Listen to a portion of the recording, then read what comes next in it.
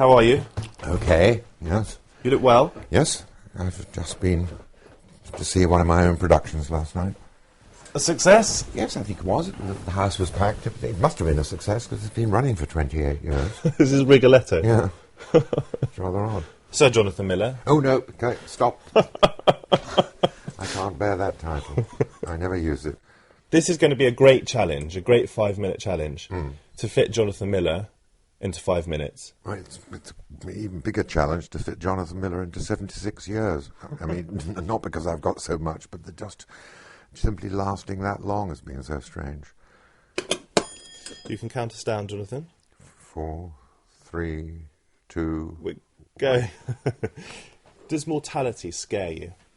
No. I mean, if by mortality you mean my forthcoming death, I'm much more scared by the death of people that I know and love.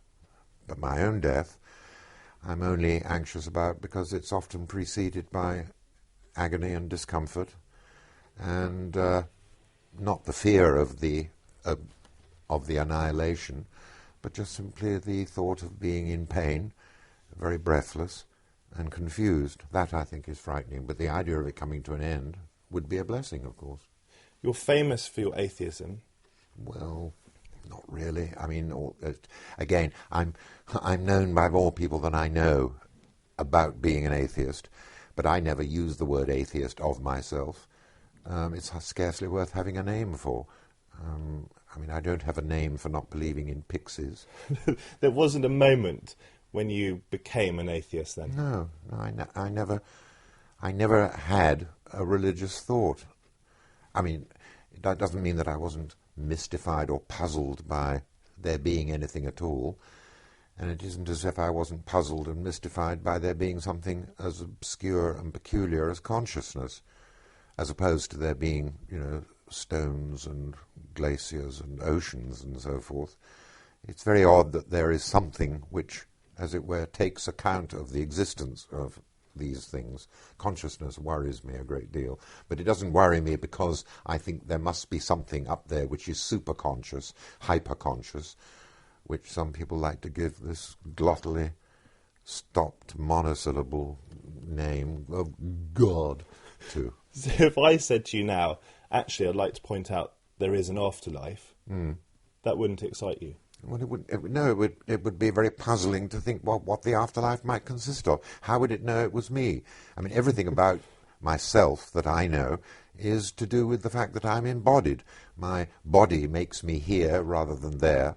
My body inflicts limitations on my physical capabilities, that I can't run a mile in 30 seconds, that I can't pick up a 200-weight object with my bare hands, that I can't see behind my head, that it takes me a long time to get from here to there, the fact that there is a here rather than a there.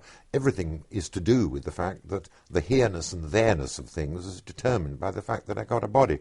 How would it know it was me, this thing which outlasted the body in which I am? I mean, there's this naive idea that one's body is simply a sort of lodging in which this rather peculiar sort of lighter fluid called the soul lives. Can you imagine the world in 2050? I haven't the faintest idea, really.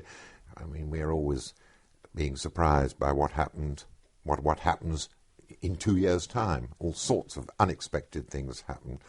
No, I haven't the faintest idea what will happen. I mean, I'm curious about it, and it makes quite interesting dinner table talk. Are you excited or scared by modern science? And neither. I'm interested in it, in the aspects of modern science which I can get my head round. It gets more and more complicated and more beyond me because I'm out of it. I'm not doing it. And there are certain aspects of it when it's very mathematical and involves very, very complicated laboratory procedures, which I'm now excluded from. Did your medical training help you as a theatre and opera director?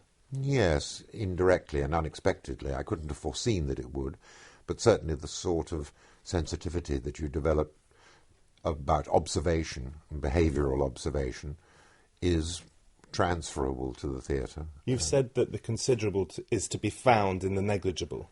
Well, a lot of the considerable is found in the negligible, as great authors like Flaubert, who can take a trivial, totally forgettable slut like Emma Bovary and turn her into something absolutely considerable.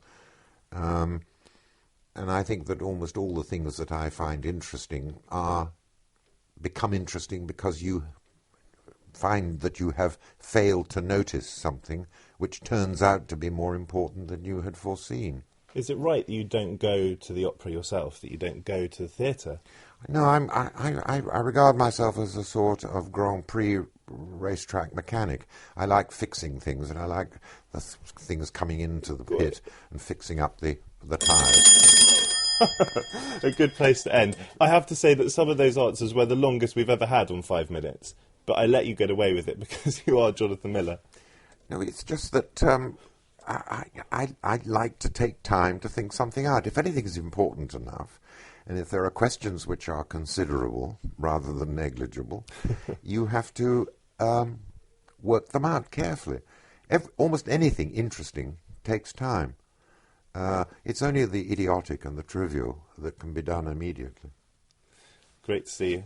Nice to see you.